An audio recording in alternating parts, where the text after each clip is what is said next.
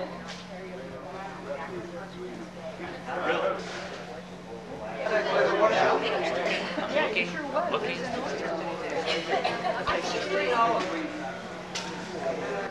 with us with Corvair and participate in this CORSA International Convention. I told a few of you, and if I didn't see you or talk to you, I would tell the rest of you, if you have an opportunity, that one of the things that you need to do while you're in Washington, D.C., no matter which side of the aisle you sit on, you should go to Capitol Hill and visit both sides of the hill. Check on your senators and congressmen, see what they're doing. Let them know you've been to town. Those are some of my remarks. I ran into this recently that has been updated, and as soon as I start, I'm sure that each of you will know where it came from and recognize what it is. But I thought it most appropriate for us here in our nation's capital with an international convention that it might be appropriate for us. I was born on July 4 in 1776, and the Declaration of Independence is my birth certificate. The bloodlines of the world run in my veins because I offer freedom to the oppressed. I am the nation. I am 250 million living souls and the ghost of millions who have lived and fought and died for me. I am Nathan Hale, Paul Revere. I stood at Lexington and fired the shot heard around the world. I am Washington, Jefferson, Patton. Oh, the good old USA, my friends, is a very nice place to be. Green rolling countryside and farmlands fair to see. There's sure a lot to do out there, a dance or a country fair. But the thing that I like most is driving out in my Corvair. Oh, driving my Corvair is fun wherever I may be.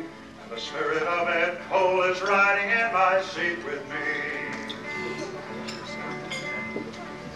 Well, I've been to a few conventions, though some have been to more. But every time I go, I know the fun that lies in store. And though he tried so very hard, old Ralph did not prevail. Our gallant old Corvair, my friends, has weathered every gale. Oh, driving my Corvair is fun wherever I may be. And the spirit of Ed Cole is riding in my seat with me. Well, we've talked a lot about Corvairs, the car that we all love. Some we show and some we drive, and a few we have to shove. But as I drive my old Corvair on every road and street, the thing that means the most to me is the people that I meet. Oh, driving my Corvair is fun wherever I may be. And the spirit of Ed Cole is riding in my seat with me. Yes, driving my Corvair is fun wherever I may be. And the spirit of Ed Cole, my friends, still rides along with me. Rapping too good.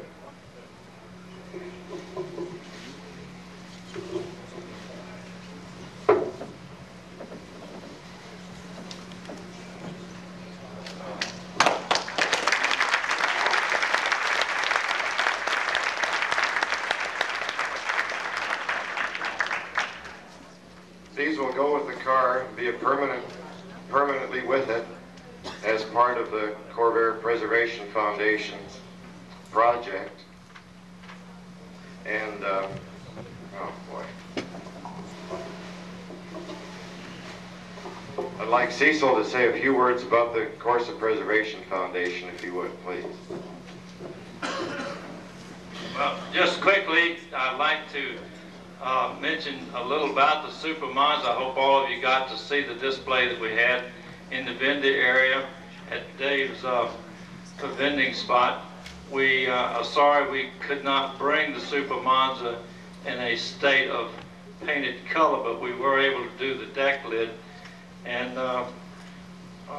we got into the body prep and the paint procedure and found that it needed a lot more work than we had anticipated.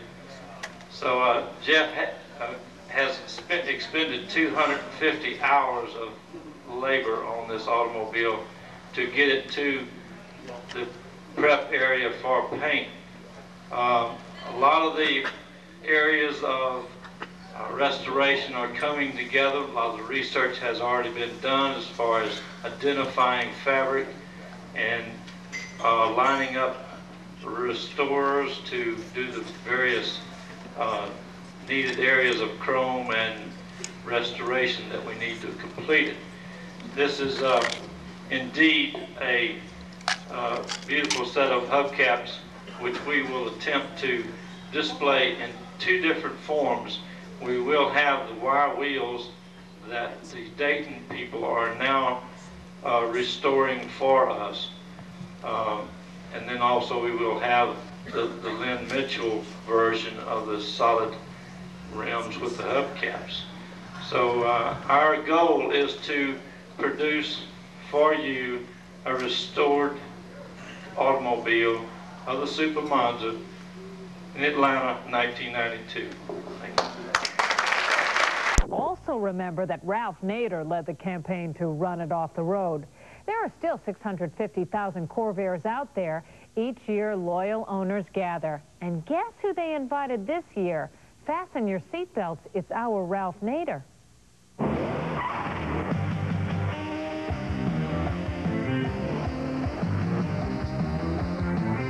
Corvairs, I thought I'd seen the last of this highway menace. Boy, was I wrong. Last month, 400 of these cars and about 2,000 Corvair enthusiasts came to Washington for their annual convention. And you know what's even crazier? They asked me to speak. I'd like to present you with a official Corvair Society of America 21st anniversary T-shirts for our convention. It's true. More than 25 years after I thought I had driven the Corvair to the scrap heap, I was addressing the Corvair Society of America. This is the original, by the way. There it is. I know. Gotta set it just right so it doesn't go out of control. The makers of the Corvair, General Motors, and I first clashed in 1965 when I wrote "Unsafe at Any Speed" and brought my research to Congress. To me, the Corvair symbolized GM's failure to engineer safety into American cars. Well, it's nice to be in a group of hardy Corvair survivors. Most of these Corvair survivors are also Corvair fanatics. They sing about the Corvair. There's sure a lot to do out there, a dance or a country fair. But the thing that I like most is driving out in my Corvair. Oh, driving my Corvair is fun wherever. They collect Corvairs. At one point, I was up to 14, and I'm doing real well. I'm getting back down. I'm down to 10 now. They show off their Corvairs. These folks, they even race Corvairs.